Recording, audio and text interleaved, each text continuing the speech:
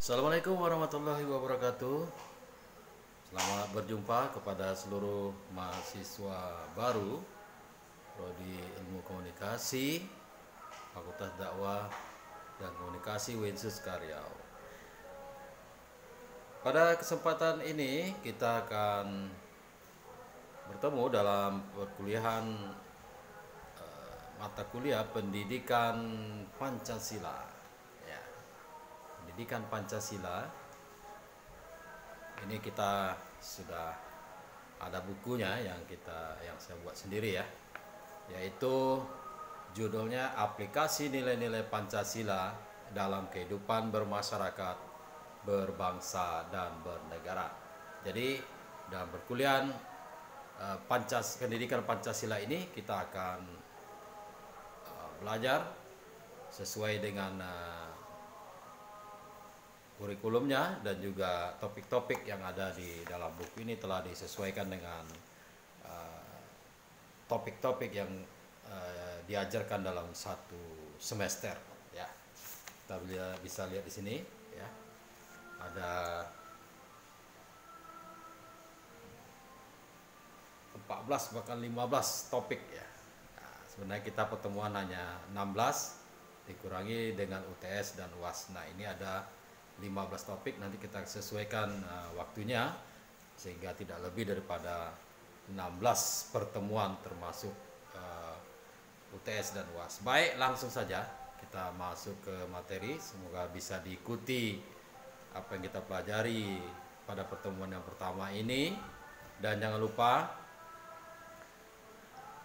tonton materi ini sampai habis. Kemudian jangan lupa juga tuliskan nama, NIM, dan kelas di kolom komen YouTube ini, tanda Anda bahwa sudah mengikuti perkuliahan ini. Dan jangan lupa setelah Anda menonton, memahami, nanti akan ada tugas khusus yang akan menanyakan pemahaman Anda tentang materi ini yang telah disampaikan melalui Bits.ly. Di deskripsi ini sudah akan saya share, dan nanti untuk token atau passwordnya bisa diminta langsung kepada saya atau akan di-share ke grup WA kelasnya sesuai dengan jadwal kuliahnya, atau yang ingin mengerjakan lebih dulu dapat meminta tokennya kepada saya.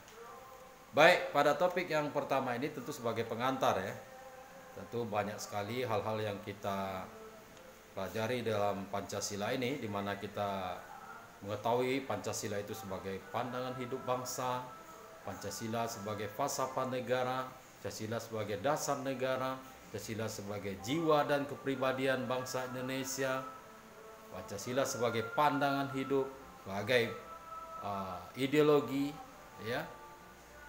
Banyak tentang Pancasila ini, bahkan ada yang disebut perjanjian luhur. Semuanya itu akan dikupas secara tuntas agar kita bisa memahami Pancasila dan dapat mengaplikasikannya dalam kehidupan bermasyarakat, berbangsa, dan bernegara. Jadi kelemahan selama ini adalah kita hanya memahami Pancasila secara teori tapi tidak mengaplikasikannya dalam kehidupan bermasyarakat, berbangsa, dan negara. Nah, ini yang akan kita terapkan pada perkuliahan ini, sehingga Pancasila tidak hanya sekedar wacana-wacana atau teori-teori melulu, tapi bisa diaplikasikan dalam kehidupan sehari-hari.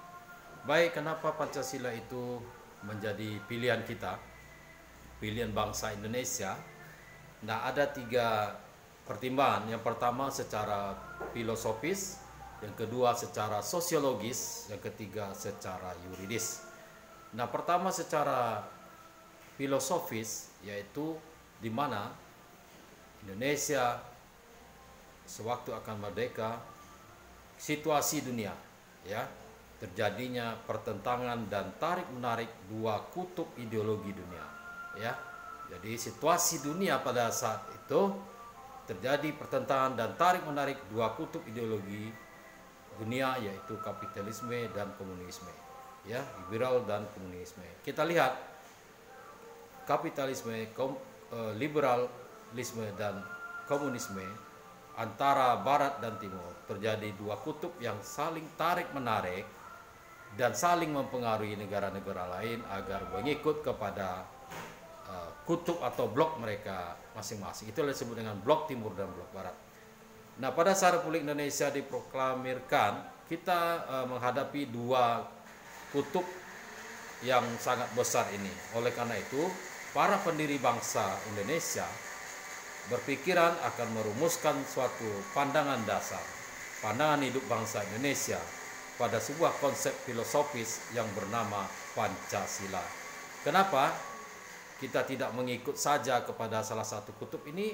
Karena kutub ini terjadi pertentangan antara kutub barat, timur, blok barat, blok timur, antara kapitalisme, liberalisme dengan komunisme.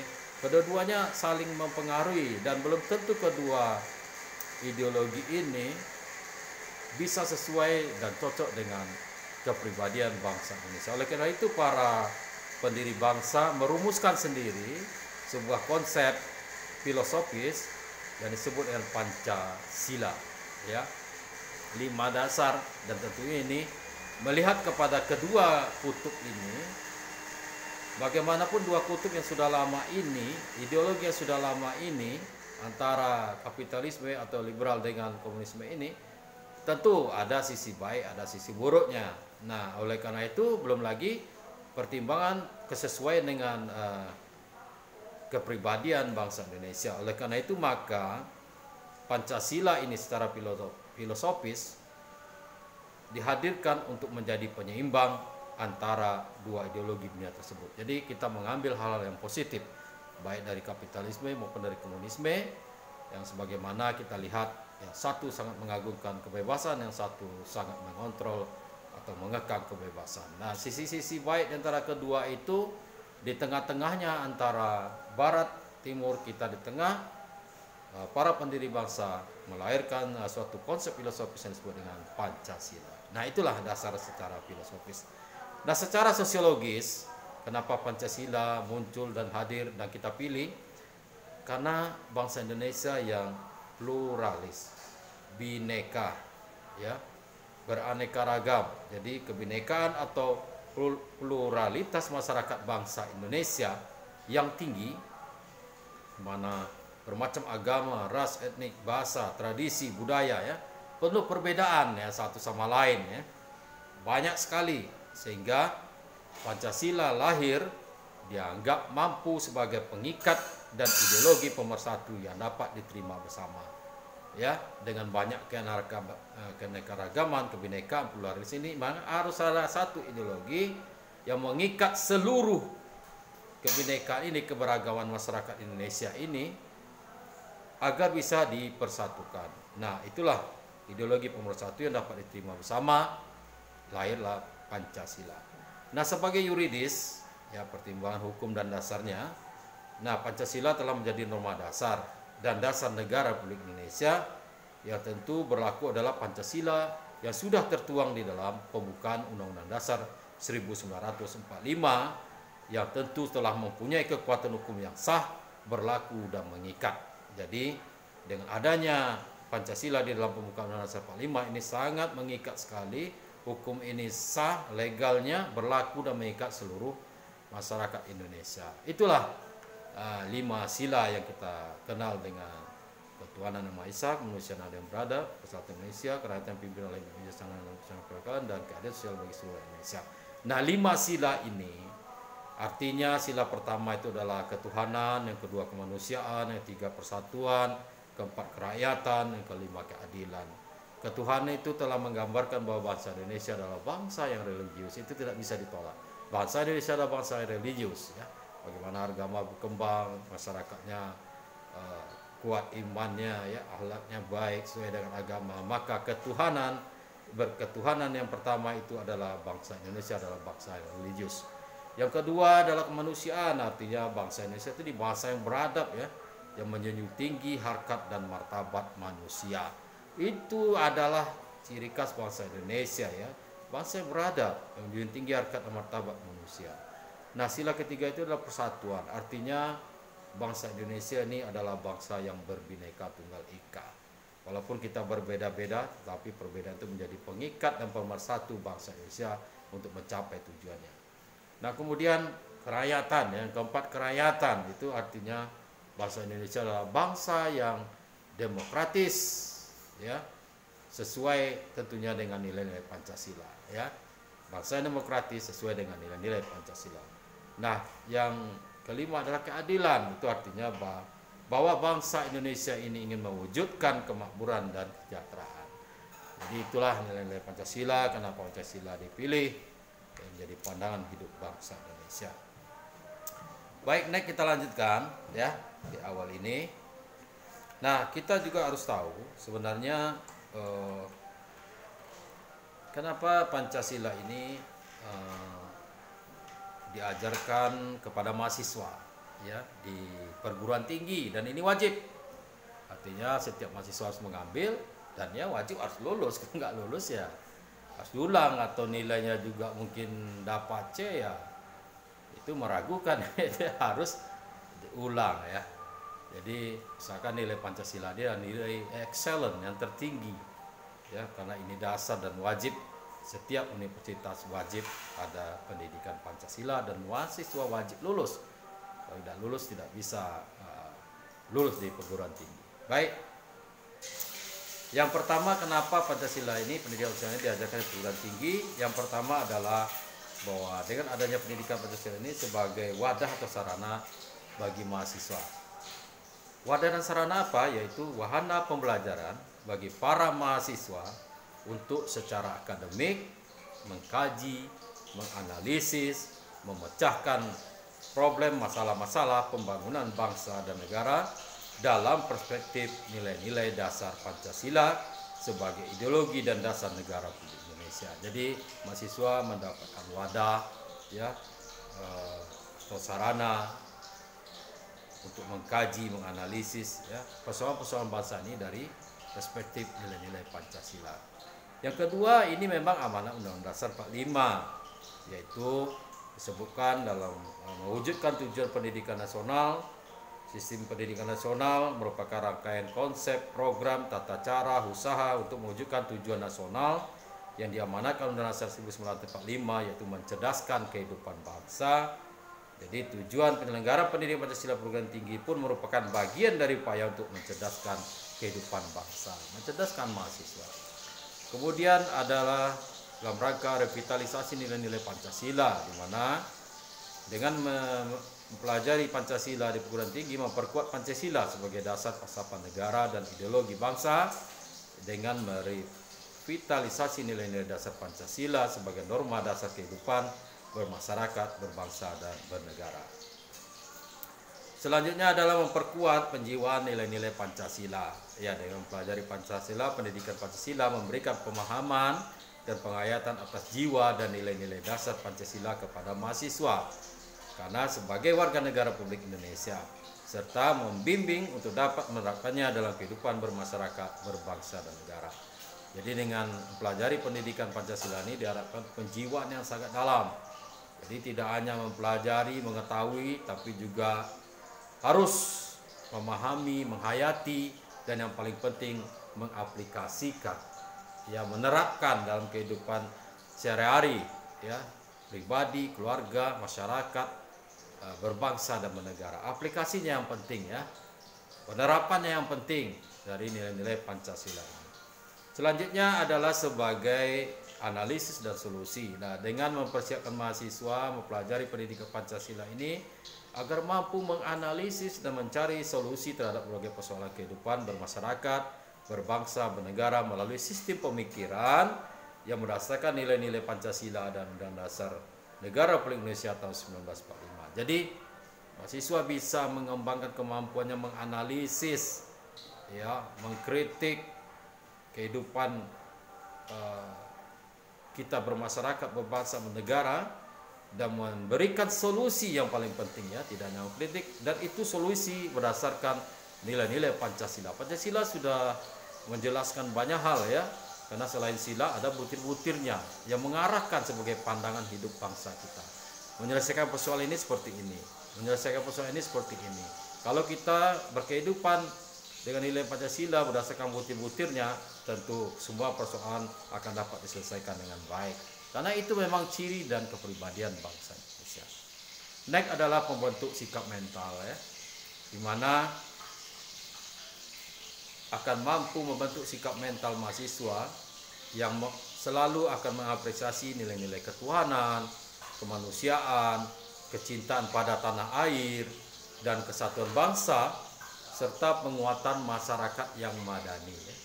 Masyarakat yang madani, yang demokratis, madani dan demokratis, berkeadilan dan bermartabat berdasarkan Pancasila, untuk mampu berinteraksi dengan dinamika internal, domestik dan eksternal, internasional, ya, yang ada di dalam masyarakat bangsa Indonesia. Nah, inilah ya kenapa pendidikan Pancasila diberikan kepada mahasiswa, agar mahasiswa mendapatkan wadah sarana sesuai dengan amanat undang-undang tentang kehidupan bangsa, merevitalisasi nilai-nilai Pancasila supaya lebih dijalankan, kemudian penjiwaan nilai Pancasila tidak hanya mengetahui tapi diaplikasikan, mampu melakukan analisis persoalan dari sudut Pancasila, memberikan solusi berdasarkan bukti-bukti Pancasila yang ada diaplikasikan, dan membentuk sikap mental, ya. Jadi manusia Pancasila itu tidak hanya diucapkan, tapi harus ada penjiwaan mental dan aplikasi. Oleh karena itu, maka tujuan pendidikan Pancasila di perguruan tinggi ini yaitu, ya, selanjutnya tujuan, ya. Kalau tadi kenapa mahasiswa diberikan pendidikan Pancasila, sedangkan tujuan pendidikan Pancasila di perguruan tinggi itu yang pertama adalah agar mahasiswa tentu mendapatkan pengetahuan dan nilai-nilai Pancasila secara aktif, ya, berdasarkan pemahaman yang mendalam dan alur pikir yang logis. Jadi Pancasila diajarkan perguruan tinggi itu supaya mahasiswa mendapatkan pengetahuan nilai Pancasila itu supaya aktif, bukan pasif, ya, bukan hanya mengetahui, memahami, tapi mengaplikasikannya, menganalisis, memberikan solusi dalam kehidupan mahasiswa itu sendiri, ya, berdasarkan pemahaman yang dalam dan alur pikir yang logis. Jadi berpikir logis, analisis kritis, ya, tidak hanya sekedar mengetahui dan berteori-teori semata, ya. Buku ini mengajarkan tidak berteori semata, ya. Banyak mengatakan dia Pancasilais tapi aplikasinya tidak ada. Buku ini mengajarkan supaya mengaplikasikan Pancasila. Oke. Ya, yang kedua yaitu pengamalan Pancasila itu tidak hanya sebagai normatif, ya, tapi secara empiris dalam praktik kehidupan pribadi, keluarga, bermasyarakat, berbangsa dan bernegara secara nyata sehari-hari. Jadi Anda harus jadi duta Pancasila, ya. Nanti ada tugasnya itu, ya. Anda harus bisa menjadi duta, ya, berpidato, ceramah, mengajak orang, mensosialisasikan agar mengaplikasikan Pancasila dalam kehidupan sehari. Ini akan ada tugas khusus, ya, nanti akan disampaikan. Silakan, ya, tugas khusus ini diambil, ada rewardnya, ya, tentunya untuk perkuliahan ini. Oke. Nah, yang ketiga, setiap menghadapi masalah selalu dilihat dari sudut pandang Pancasila dan memecahkan masalah berdasarkan nilai-nilai Pancasila. Jadi mahasiswa mulai berpikir bagaimana dari sudut pandang Pancasila sesuatu masalah persoalan ini dan bagaimana memecahkannya berdasarkan nilai-nilai Pancasila. Jangan berdasarkan nilai kepentingan pribadi, ya. Ya, subjektivitas pribadi, tapi kita sudah punya pedoman, pandangan hidup dasar, ya, Pancasila untuk menyelesaikannya. Itu mulai dari diri pribadi, mulai dari keluarga, mulai dari masyarakat, sehingga tidak ada lagi konflik-konflik yang tidak bisa diselesaikan karena kita sudah punya dasar pengikat, yaitu Pancasila. Oke. Nah, selanjutnya tujuan pendidikan Pancasila di perguruan tinggi yaitu mahasiswa memiliki daya naluri, nurani, nyali. Nah, itu yang paling penting, ya. Banyak punya naluri, nurani tapi tidak berani. Nggak berbuat apa-apa, ya. Pengecut, ya. Nah, karena sebagai calon intelektual dan cendekiawan menjadi lebih tajam dan kuat untuk memikul tanggung jawab terhadap masyarakat, bangsa dan negara. Nah, itu mahasiswa kan katanya agen perubahan, ya, change agent, agen perubahan, ya. Nah, itu harus ada dasar kita megang, ya, sebagai intelektual, cendekiawan, ya, harus tajam, lebih kuat, mikul tanggung jawab, ya, tanggung jawab terhadap masyarakat, bangsa dan negara. Nah, itu perlu direvitalisasi, ya, ya, daya naluri, nurani dan nyali yang benar, ya, Membela yang benar, bukan membela yang bayar, ya. Membela yang benar berdasarkan Pancasila. Nah, kemudian tujuan pendidikan Pancasila di perguruan tinggi yaitu pendidikan Pancasila secara langsung berpijak pada tindakan dan bukan hanya penalaran terkait dengan situasi kehidupan nyata dan bukan dengan situasi, ya.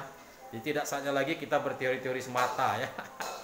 Ya, berteori-teori, ya, hanya bisa nasihati orang lain, tidak bisa nasihati diri sendiri dan tidak mengaplikasinya. Itu mungkin malu zaman sekarang, ya. Kalau masih ada yang kayak gitu, ya. Hanya pandai menasihati orang lain, ya. Men-share nasihat-nasihat tapi ke diri sendiri tidak, itu memalukan, ya. Tidak zamannya lagi, ya. Kalau udah belajar pendidikan Pancasila dengan saya, Anda harus langsung berpijak pada tindakan dan bukan penalaran, ya. Harus terkait situasi kehidupan nyata dan bukan dengan situasi yang sementara. Baik, selanjutnya pendidikan Pancasila di perguruan tinggi itu merupakan standar kompetensinya adalah kepribadian dan berperilaku Pancasila. Jadi makanya tidak hanya kemampuan Anda dalam mengerjakan tugas maka dituntut, ya, kemampuan Anda untuk mengajak orang lain, ya. Makanya ini akan ada tugas khusus, ya, tugas khusus berceramah, ya, pidato, mengajak orang lain.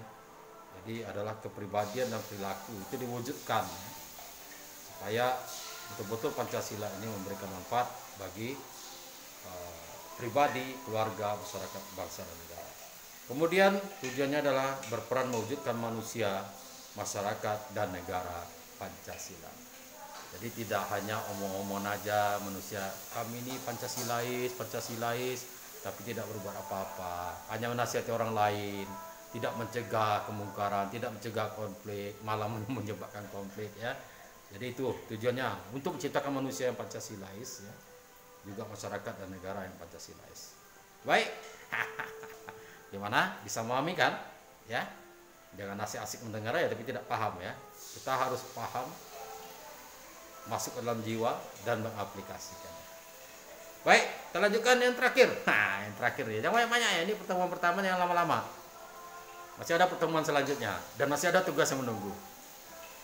Apa output yang diharapkan? Nah, outputnya. Output keluaran dari pendidikan ini apa, ya?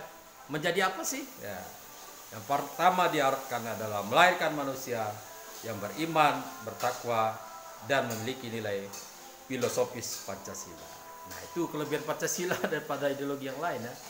Menjadikan manusia itu beriman, bertakwa, ya, dan memiliki nilai filosofis Pancasila. Tidak hanya mengenal Tuhan, ketuhanan, tapi menjadikan beriman dan bertakwa, ya. Kemudian karena akan mengharapkan manusia Indonesia itu selamat, ya, sejahtera di dunia dan juga di akhirat. Yang kedua yaitu output dari pendidikan ini yaitu supaya memiliki budi pekerti yang luhur, disiplin berkepribadian dan berperilaku Pancasila.